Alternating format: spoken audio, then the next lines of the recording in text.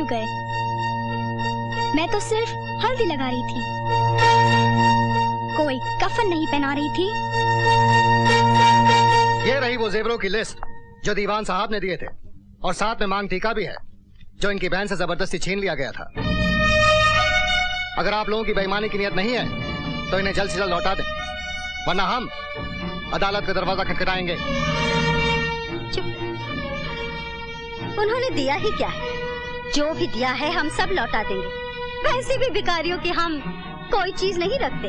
भिखारी तो खाली हाथ भीख मांगते हैं, मगर आप लोग तो अपने ही बेटे को कटोरी की तरह आगे बढ़ाते हो और भीख मंगवाते हो। दे दे बाबा, बेटे के नाम पे आप लोग तो उन भिखारियों से भी गए गुजरे हैं। लानत है आप सब पर। चलिए वकील साहब।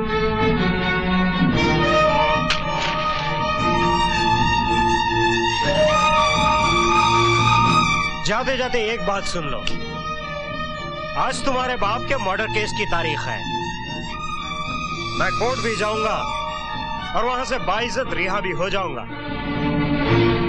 आगे के लिए इतना याद रखना, अगर तुम बहनों ने ज्यादा हाथ पैर बाहर निकाले तो दीवान साहब की तरह तुम दोनों को भी खून से नहलाकर दुल्हन बना दूंगा।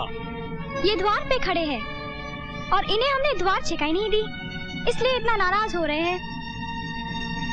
लीजिए द्वार छिकाई।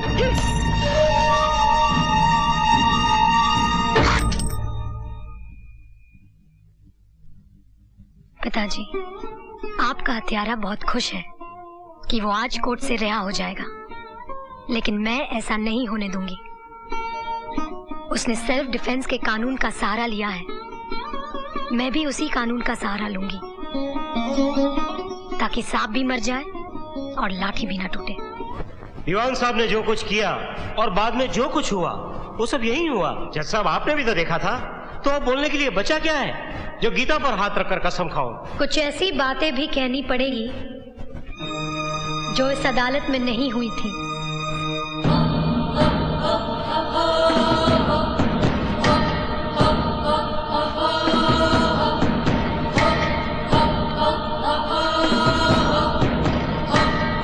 हम ठहरे गरीब लोग, हमारे पास न तो दहेज देने के लिए रुपए हैं और न ही वकील की फीस के लिए, इसलिए मैं खुद ही इस केस की पैरवी कर रही हूँ।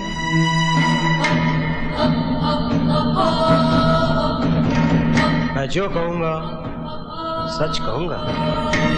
मिस्टर अंकुश, आपको एक वादा करना पड़ेगा कि मैं आपसे जो कुछ भी पूछूंगी आप उसका जवाब बहुत ही शांति से दीजिएगा। शांति से ही जवाब दूंगा। भड़क मत जाइएगा। जी हरगिज नहीं। सुना है आपकी माँ वैश्या थी। मुंह संभाल के बात कर। आपकी माँ वैश्या थी या नहीं? खबरदार मेरी माँ के बारे में कुछ भी बोला तो साली कमीनी। योर ऑनर, मेरे इतना समझाने के बावजूद कि शांति से जवाब दीजिए, जब मैंने इनसे ये कहा कि इनकी माँ वैश्या थी, जो एक सच है, तो ये भड़क उठे।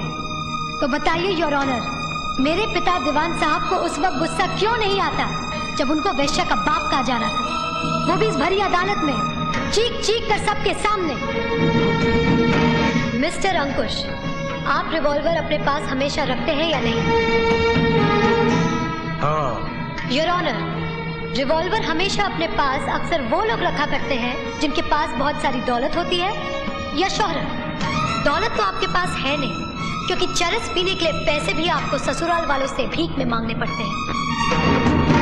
अब रही शोहरत की बात, तो इतना मैं दावे के साथ कह सकती हूँ कि आधी रात के बाद गली के आवारा कुत्ते आप पर भौंकते जरूर होंगे। आपके पास न तो दौलत है न शोहरत, फिर अपने पास रिवॉल्वर रखने की वजह क्या है? वजह यह है कि आप एक घटिया किस्म के इंसान हैं, आप गुंडे हैं। तू मुझे घटिया इंसान और गुंडा कह रही है? मैंने तो फिर भी कुछ अच्छा कह दिया। आपके ससुराल वाले तो आपको कुछ और ही कहते हैं। क्या कहते हैं वो? आपकी सास आपको नामर्द कहती है। उनका कहना है कि जो मर्द अपनी कमाई से अपनी बीवी बच्चों को पाल न सके वो काहे का मर्द, वो तो नामर्द होता है। क्या आप साबित कर सकते हैं कि आप इस लिहाज से नामर्द नहीं हैं? You shut up! आप उनके झूठन पर पलते हैं, इसलिए आप उस वफादार कुत्ते की तरह हो गए हैं जो मालिकों के कुछ कहने से पहले ही भौंकना शुरू कर देता है। बताइए, दीवान साहब ने आपसे कुछ कहा था? नहीं। चौधरी खानदान ने आपसे कुछ करने के लिए कहा था? नहीं। तो फिर आपने गोली क्यों चलाई? योर ऑनर, जो अपनी जिंदगी अपनी खुशी से झूठन और उतरन के सहारे गुजारता हो, वो हर रात बिकने वाली उन बाजारू औरतों से भी ज्यादा गंदा और घिनौना होता है। बहुत बोली, अब आगे बोलेगा तो बस रहने दीजिए, मुझे मत डराइए।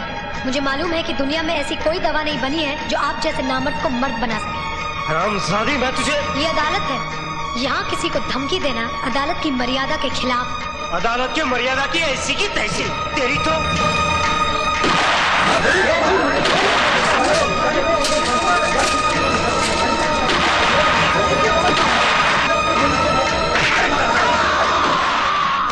आइए आइए।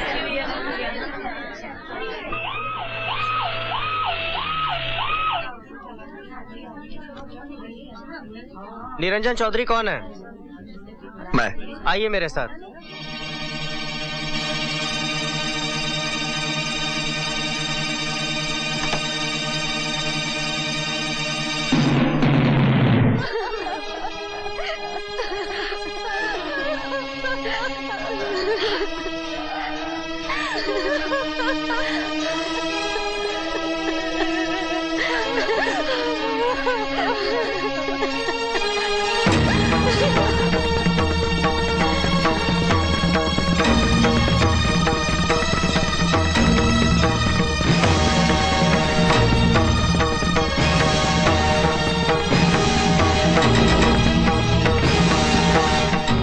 मानी पुरानी सासू जी, सही चीज सही जगह पहुंच ही जाती है, कोई कुछ भी करे।